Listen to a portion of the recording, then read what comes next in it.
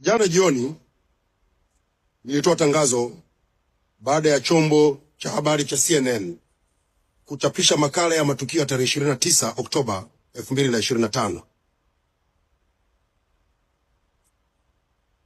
Naomba kusema yafuatayo. Kwanza, uhakiki wa maudhui yaliyomo kwenye makala ile unaendelea, lakini kama ambavyo chombo hiki kimefanya katika ripoti zake mbalimbali, kimeendelea kufanya makosa ya kiweledi na kiuadilifu katika uandishi wa habari kwa kutangaza na kuchapisha maudhui ambayo yanaegemea upande mmoja. Sio kweli kwamba CNN ilishindwa kupata upande wa serikali kwa ripoti zao zote wanazozitoa za upande mmoja.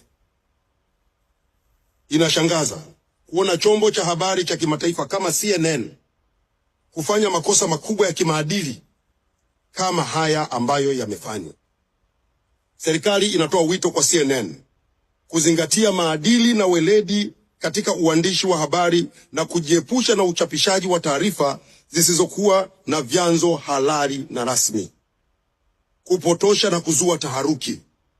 Najua mwandishi wa habari wa CNN aliandika makala hii hakuwa Tanzania, na ameandaa makala kwa kutumia picha zilizopigwa kwa simu wakati wa vurugu na bila kuwasiliana na mamlaka zinazohusika Tanzania. Amekwenda kuandaa makala ya upande mmoja. Makala ya upande mmoja. Na napenda kusema, naposema hivi, sishabikii vifo vilivyotokea. Wote sisi ni Watanzania. Wote tumesikitishwa sana na matukio ya. Hakuna anayeyashabikia.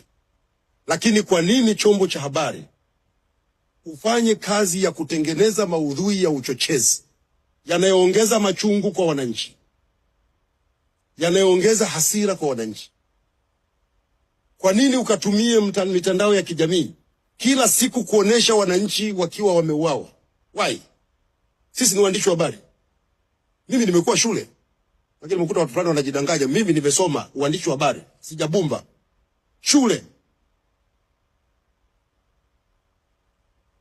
It is unprofessional to publish bad test images.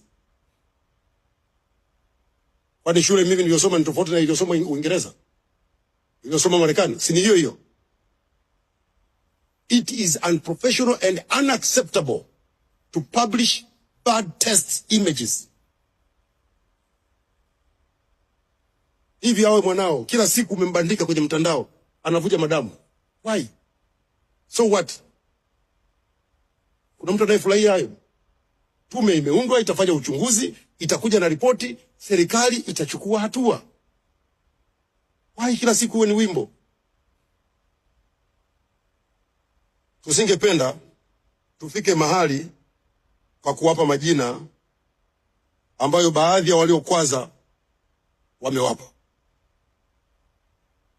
Natoa wito kwa CNN, waje upande wa serikali, wasikilize na wakachapishe maudhui yenye usawa, ukweli na yasiyokuwa na mgongano wa maslahi.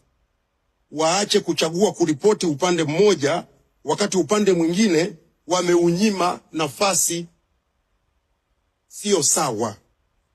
Ndugu zangu waandishi wa habari, baada ya kusema hayo, naomba kurudia kuhakikishia Watanzania na watu wote duniani kwamba Tanzania ni salama, Tanzania imetulia, watu wake wanaendelea na shughuli zao kama kawaida, na yaliyotokea wakati wa uchaguzi mkuu yanachunguzwa na matokeo yake yatafanyiwa kazi.